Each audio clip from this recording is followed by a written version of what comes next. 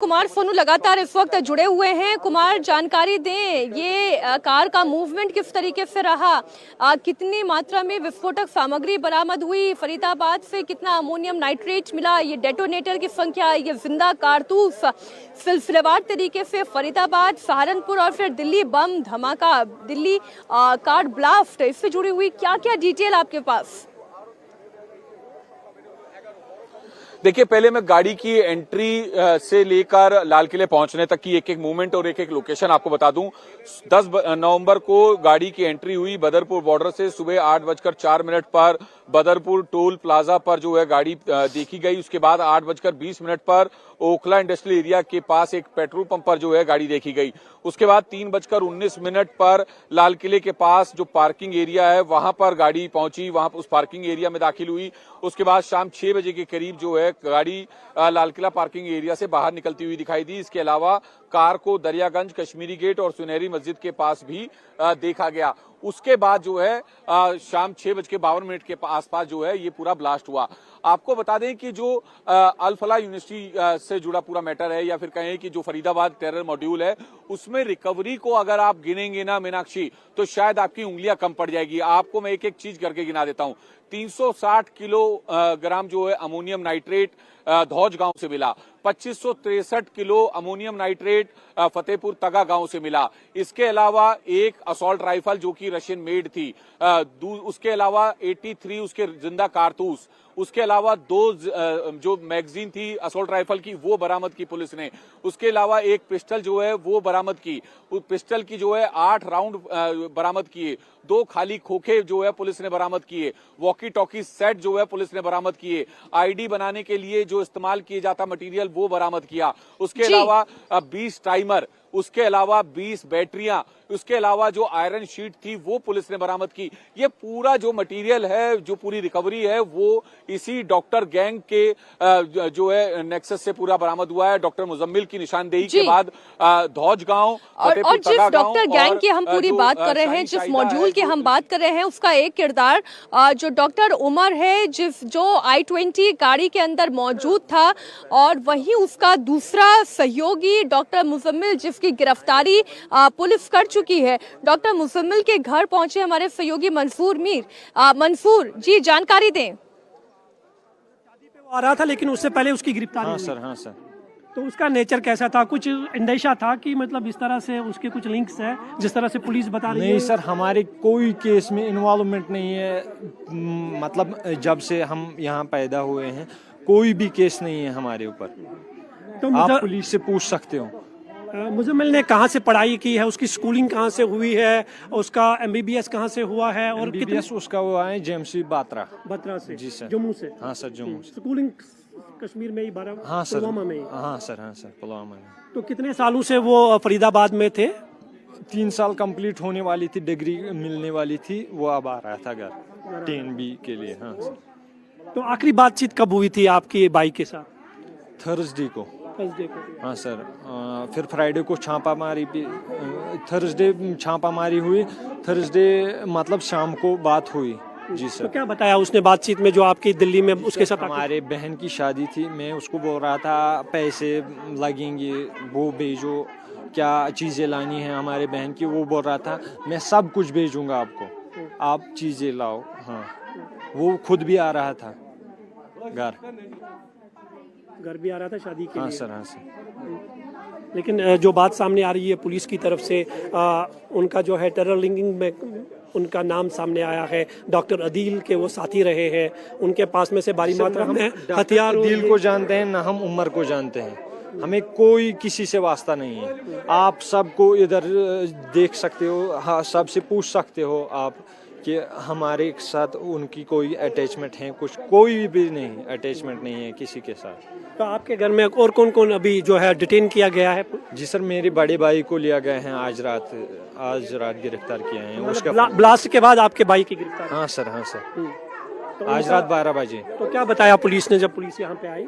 Police हमें बात नहीं करने दे रही है। वो बोलते हैं हमारी डिटेल्स ले रहे हैं, ये कौन है, उसने लिया फिर हमारे बड़े भाई को। जी सर। तो मुजम्मिल की जब गिरफ्तारी हुई, आपको बताया गया, आपकी जानकारी मिली कि वो अभी कहाँ है? दिल्ली में है, श्रीनगर में है, कहाँ पे है? वो पुलिस ने ली थी जिम्मेदारी, हमारे पास है मगर हमने नहीं देखा है अभी तक।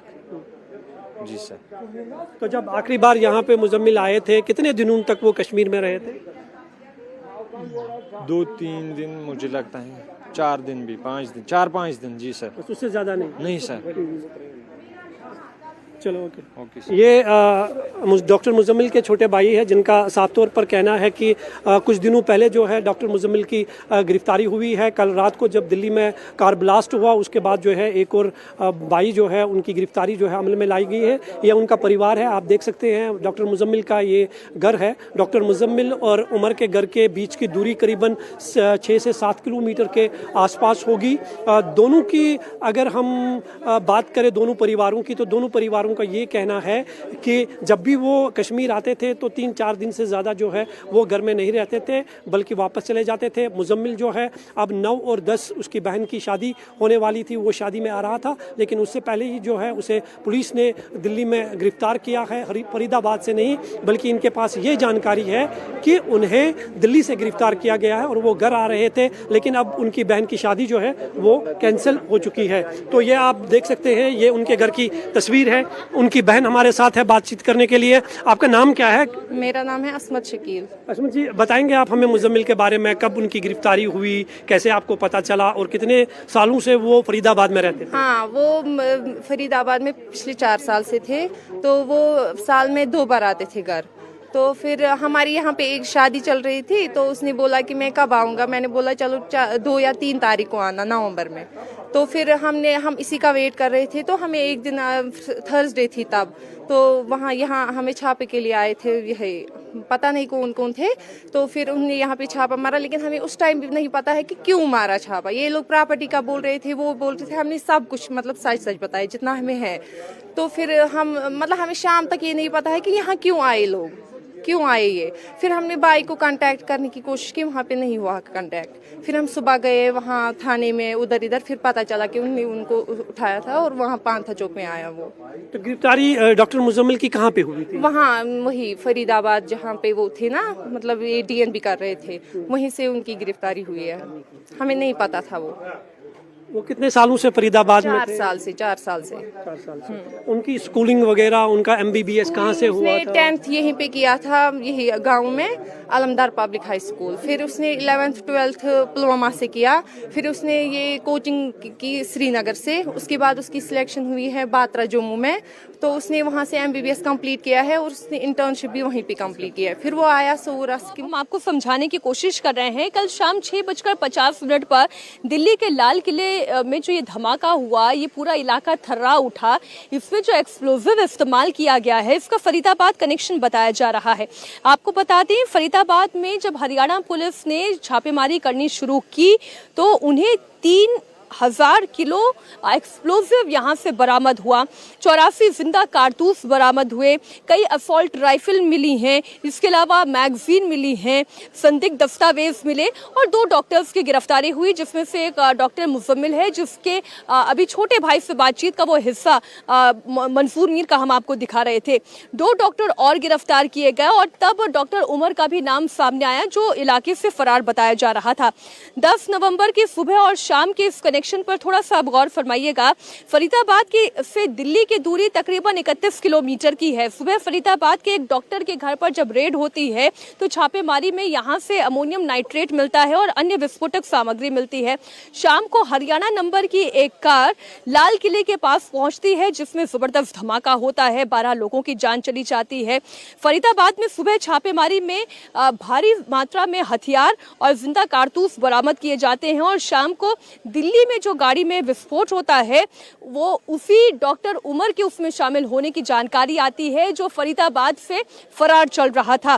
तो इसलिए अंदेशा बिल्कुल यही जताया जा रहा है कि ये डॉक्टर उमर वही शख्स है जो फरीदाबाद के अल-फलाह यूनिवर्सिटी में था, डॉक्टर मुजम्मिल के साथ, डॉक्टर आदिल के साथ मिलकर। इसी बीच एक बड़ी खबर आपको बता दें, दिल्ली धमाके से जुड़ी हुई रक्षा मंत्री राजनाथ सिंह ने बड़ा बयान दिया है। दोषियों को कड़ी सजा मिलेगी, धमाके के गुनहगारों को नहीं छोड़ा जाएगा, जांच की जानकारी जल्द ही सार्वजनिक की जाएगी। बड़ी खबर आपको बता दें, रक्षा मंत्री राजनाथ सिंह ने धमाके के बाद पहला रिएक्शन दिया है। उन्होंने कहा इस पूरे मामले की छानबीन की जाएगी। First and foremost, I extend my heartfelt condolences to all those who lost their lives in the tragic incident that occurred in Delhi yesterday. I pray to God to grant strength and solace to the bereaved families in this hour of deep grief. From this platform, I wish to assure my citizens that the country's leading investigative agencies are conducting a swift and thorough inquiry into the incident. The findings of the investigation will soon be made public. I want to formally assure the nation that those responsible for this tragedy will be brought to the justice and will not be spared under any circumstances.